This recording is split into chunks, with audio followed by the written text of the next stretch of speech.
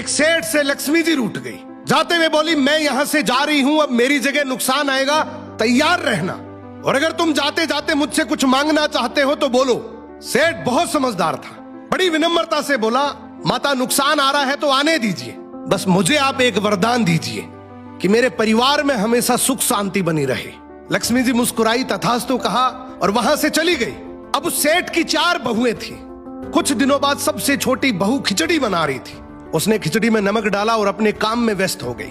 तभी दूसरी बहू आई और उसने खिचड़ी को बिना चखे ही और नमक डाल दिया और वो भी अपने काम में व्यस्त हो गई। ऐसे एक एक करते तीसरी और चौथी बाकी की 2 बहुएं भी आई। उन्होंने भी खिचड़ी को बिना चखे ही उसमें नमक डाल दिया। अब रात को सबसे पहले सेठ खाना खाने बैठा।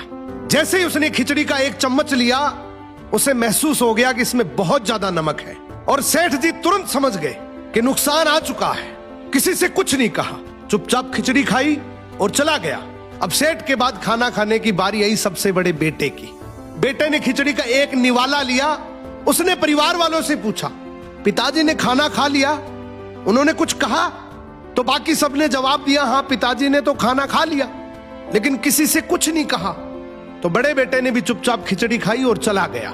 ऐसे ही करके परिवार के बाकी सारे सदस्य एक एक करके आए, अपने से पहले वालों के बारे में पूछा, कुछ नहीं कहा, चुपचाप खिचड़ी खाई और चले गए।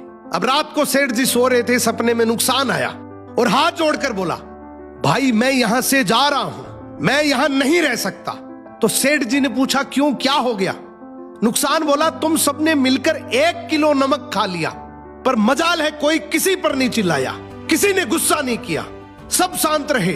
अब जिस परिवार में इतनी सुख शांति हो, आपस में इतना प्यार हो, वहां पर मैं नहीं रह सकता। निष्कर्ष कि जिंदगी है तो उतार चढ़ाव, दुख सुख, फायदा नुकसान सब चलता रहेगा, लेकिन जिस परिवार में आपस में लोगों में प्यार है, सुख शांति है, छोटे में आदर, बड़े में बड़प्पन है, उस परिवार का कोई नुकसान, कोई आपदा कुछ नहीं बिगाड़ सकती।